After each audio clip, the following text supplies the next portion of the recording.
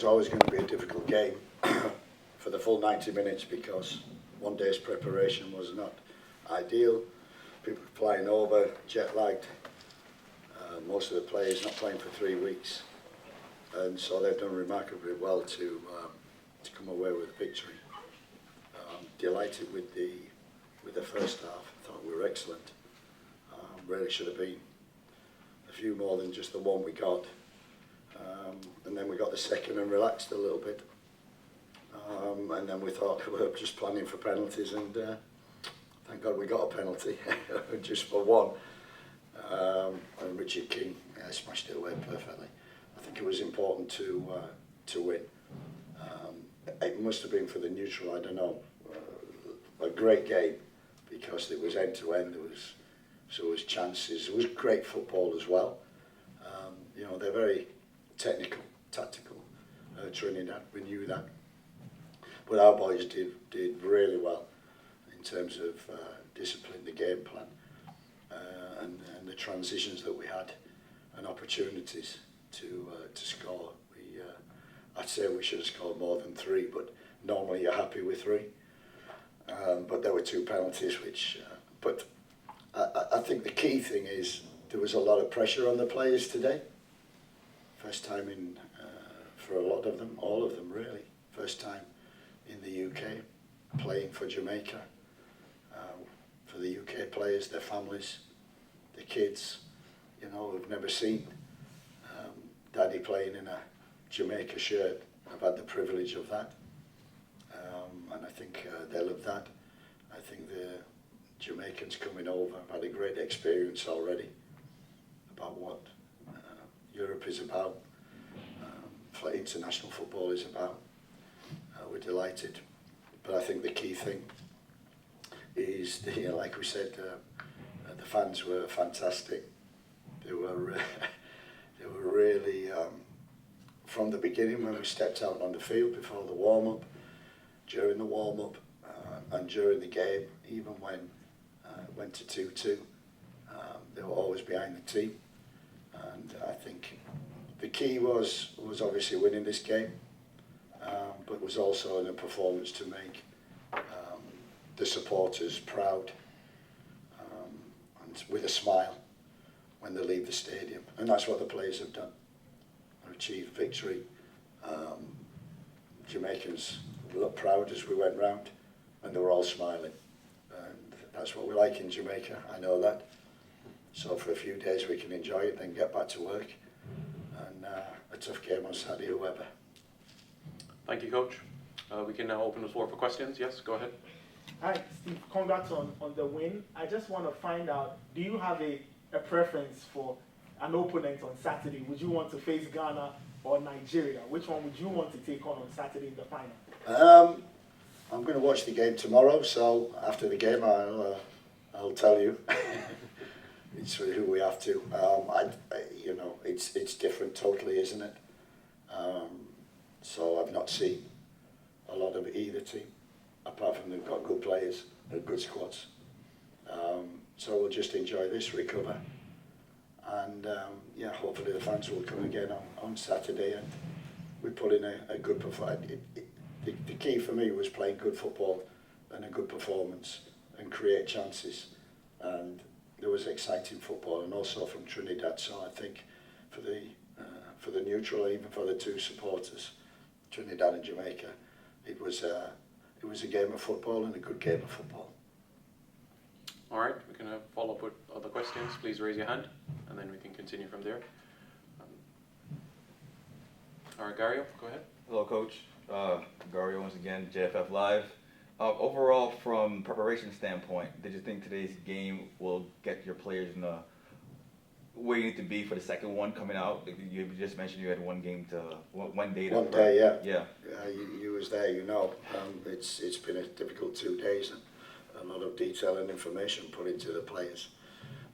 We hope that, you know, our squad was 17 outfield players and 3 goalkeepers. So we're still 3 short, and I think that showed in terms of as the game went further on. We'll hope to get a couple who might come out to give us reinforcements for Saturday. Warner Brown being one of them, and that would have been a nice asset for us. So hopefully we'll recover, have a couple of days to prepare, be in better shape for a tough game on Saturday.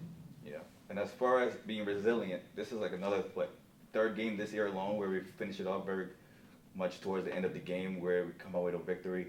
What does that say about the team's resilience and not being able to like give up and play the full 90 minutes? I think the key was the reaction after 2-2. I was a little bit stunned. We didn't see it coming. But the reaction from the team was excellent. It never panicked, never lost its focus, and carried on playing. So I was really pleased in that respect. Showed maturity and belief. But as you say, I don't know, what's that, 4 and 5 in the last, in stoppage time. And that's one of our mottos, is fight and don't give in. Thanks, Coach.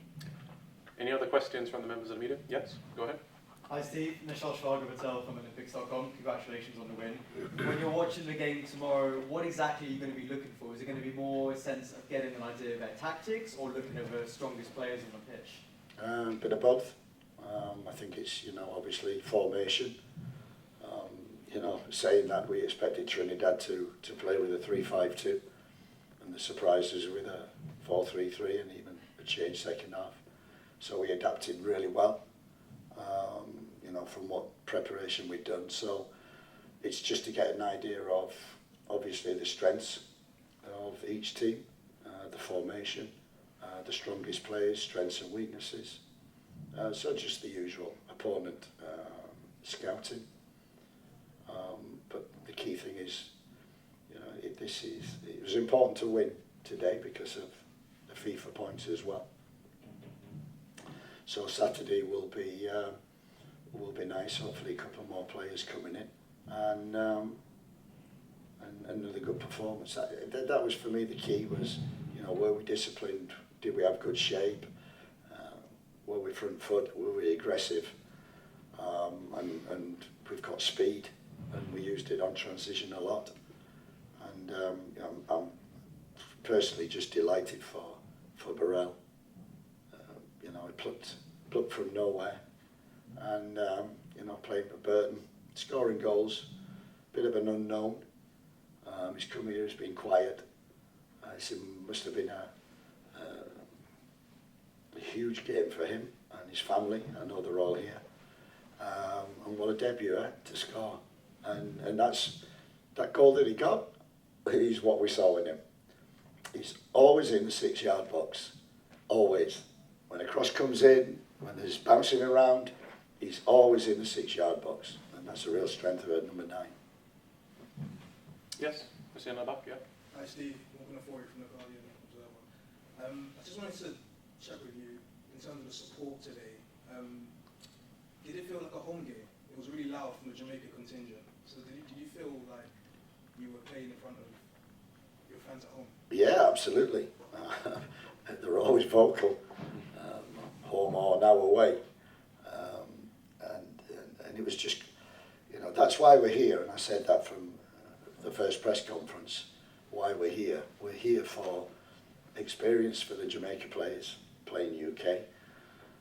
The UK players to play in front of family and friends and kids wearing a Jamaica shirt. But most important for 2.5 million people in this country, 500,000 living in London. Of Jamaican heritage. Yeah, and it felt like we had them all in here. The noise they made, and when you're in Jamaica, there's a lot of noise. Any further questions? Yes, go ahead. Steve, you said that you plucked Burrell from nowhere. Could you just elaborate where you found him, when you saw him, and how you came to graft him into your squad? Yeah, we in fact we're about halfway through the season, and we've got good people on the ground, and we're always searching. Recruitment is so important for us, and definitely since Mikel Antonio got injured, we've been looking for a number 9, and we Brown, who had a great game against St Vincent and scored goals. We didn't have him because of visa problems. Hopefully they're solved and he can come over. So we're a little short of a 9, and we've watched him. And I know Gary Boyer very well, so I had a chat with Gary as well. And you know, the key thing why we brought him in is because he's a worker, he's a runner, and he runs in behind, and he's always a threat. And the key thing is he's always in the middle of the goal. What he has to do is obviously the ratio of chances that he gets, he needs to score. But if he's composed and he learns, that will come. So I'm delighted for him and gave exactly what we expected. So you were just tipped off about him, like go and see this guy, he's playing really well for this club. Yeah, that's right. We've got a lot of people on the ground. A lot of names have been mentioned, and yeah, we just saw him, watched him a lot on Y-Scout, followed him from half the season on, and he kept scoring goals. But as I said, you know, in this team we got to run, and he can run, and he's a pest. He'll run behind and he'll close down, and I liked his discipline as well in terms of his shape. So what a great night for him and his family. Just one more from me. Is there another level he could go to in club football? Yeah, absolutely. Well, that's up to him and that's up to other people. But you know club football, so you've been around at European football. Are there levels he could go up? You talked about Mikel Antonio. Mikel Antonio went from Mitcham to play for West Ham in Europe. Yeah. Yeah. What other levels? I think what we sometimes do and in football is look at the instant and don't look at the late developers. And we've looked at quite a few of them late developers playing in the Championship, First Division, Second Division even. Not so much the Premier League because we know the quality. But it's up to him. And what you get tested. So he's coming to Burton, he's been thrown in there, and he's in a great season and scored 11 goals, I think. And now he's made his debut here, so that has put him in a higher profile. Now can he step up? And what players tend to do, it's like Richard King, who's got a lot of attention in Europe, in the UK.